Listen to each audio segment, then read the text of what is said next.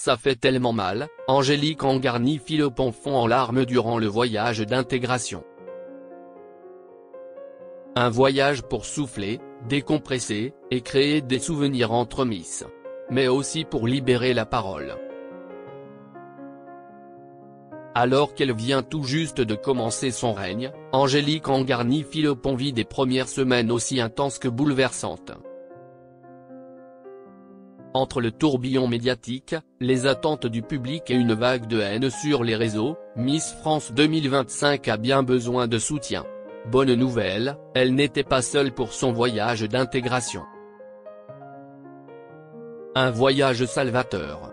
Le 2 mars dernier, Angélique Angarny-Philopon s'est envolée pour le Québec à l'occasion du voyage d'intégration si symbolique dans le parcours d'une Miss. Et pour l'accompagner dans cette aventure, rien de moins qu'un casting 5 étoiles. Sur Instagram, la jeune femme avait partagé son enthousiasme en annonçant les noms des anciennes Miss France présentes à ses côtés. Je pars avec Laure Belleville, Miss France 1996, Sophie Thalmann, Miss France 1998, Alicia Eliès, Miss France 2017, Inodira Ampio, Miss France 2023, et Maëva Cook, Miss France 2018, avait-elle révélé. Un moment suspendu, entre sororité, confidence, fou rire. Mais aussi larmes. Une poignante mise à nu face à ses consoeurs. Car si ce voyage d'intégration avait tout pour être léger et festif, il a aussi réservé un moment d'une intensité bouleversante. Sous l'œil bienveillant des caméras de 50 Inside, les Miss ont pris le temps de se confier, loin des projecteurs habituels. Et lorsque l'une d'elles demande à Angélique comment elle vit ses premières semaines de règne, la réponse ne tarde pas à faire monter les larmes.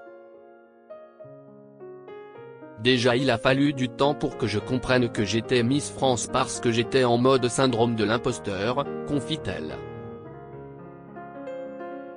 Mais ce doute n'était que le début d'une période encore plus rude. Le lendemain de sa victoire, s'y est une véritable vague de haine qui s'abat sur elle. Mon seul tort si est d'avoir une couleur de peau qui ne plaît pas. En fait si est violent parce qu'au-delà de la couleur. Je voulais pas pleurer, dit-elle avant de fondre en larmes. Puis elle poursuit, digne, malgré la douleur, toute ma vie j'ai voulu montrer aux gens que j'étais quelqu'un de bien, que je suis quelqu'un de gentil. J'ai lu des elle ressemble à un homme, elle ressemble à un singe. Des trucs tellement violents et je suis dans cette bataille à me dire que je sais qu'ils n'ont pas raison. Mais ça fait tellement mal. L'émotion était palpable, et la solidarité, immense. Une séquence poignante, qui prouve une fois de plus que le titre de Miss France ne se porte pas qu'avec une écharpe, mais avec courage.